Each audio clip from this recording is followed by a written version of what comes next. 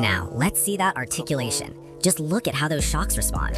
That's the kind of smooth movement every RC enthusiast dreams of. Next up, the wheels. We're mounting these heavy-duty tires onto custom rims. A solid grip is essential for those rocky trails. Time to assemble the chassis. We're locking in the axles and securing the leaf springs, ensuring this rig can handle any terrain you throw at it. First things first, the suspension. We're upgrading to these high-performance oil-filled shocks. Look at that precision engineering. Ever wondered what it takes to build the ultimate scale off-roader? Today, we're diving into a custom RC Toyota Land Cruiser